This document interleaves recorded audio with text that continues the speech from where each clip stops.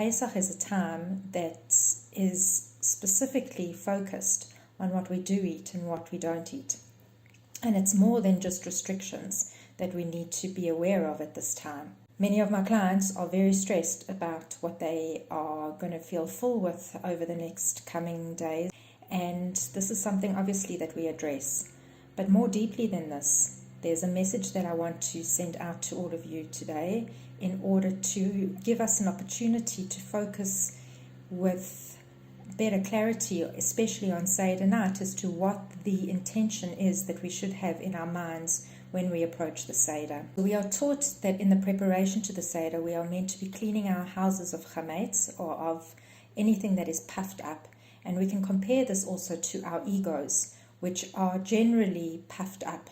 This doesn't always mean that we think a lot of ourselves. Sometimes ego can also be about what we don't think about ourselves, and the times that we spend berating ourselves for things that don't go well in our lives, or that we feel we should have done differently. We all have these areas within us, whether it is aspects of ego, habits that may be no longer serving us, belief systems that are no longer serving us.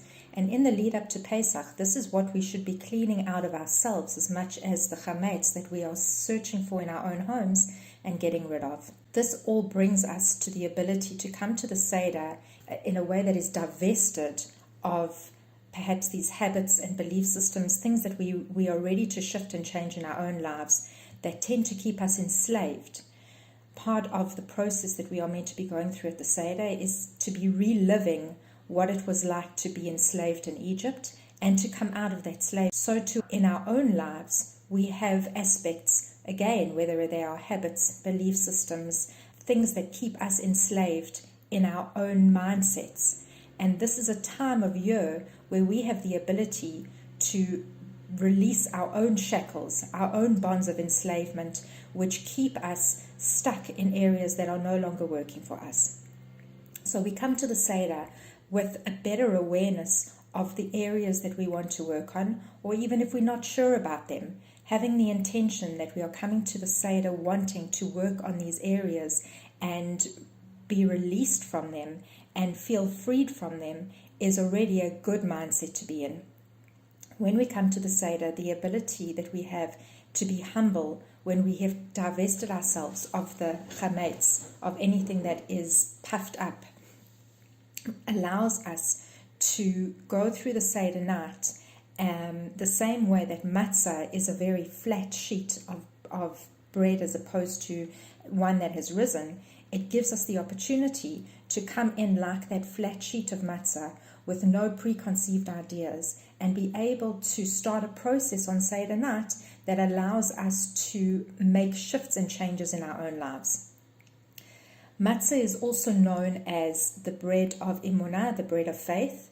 It is also known as lechem oni, which is poor man's bread, but it is also known as the bread of healing.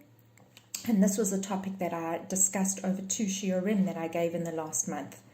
What this means is that matzah comes as a refuah, as a healing for us in some respects on a physical level, but it definitely has an impact with us on a spiritual level. It actually heals our neshama.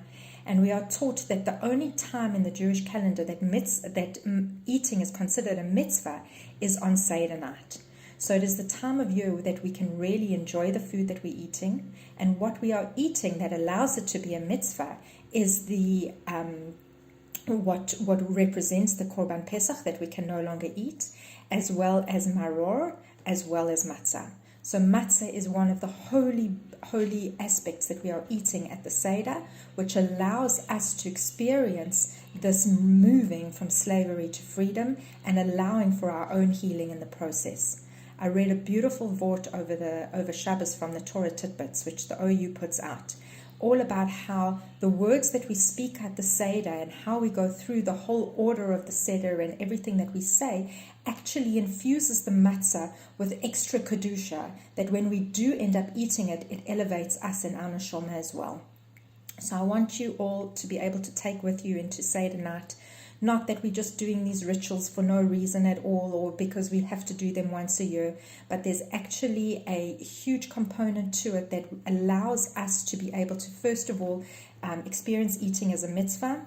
It also allows us to rectify and press the reset button on any unholy eating that we would have done or may have done in the whole year from last Pesach to this Pesach. So it's almost get out of jail free card. Press the reset button, forget about all the unholy acts of eating, whether it was mindless eating, whether it was eating out of response to emotions as opposed to because we were truly hungry, whether we ate without a brocha, without an after brocha. It is the night that we rectify all of that. It becomes like a homeopathic tool for us. It is known as the ancient healing balm in many respects. So we can enjoy the seder night, not rush through it, take the moment and the energy of the night to be able to feel free from our own enslavements and set an intention for the year ahead, that we truly experience our own personal geula, and Be'ezrat Hashem, the geula of our nation. May we know no more enslavement, no more sorrow, and may all those who are in need of a refuah by eating matzah at this seder also experience that. Wishing you a Chag Kasher, Pesach v'Sameach, and just have a wonderful time with your families and friends. Take care.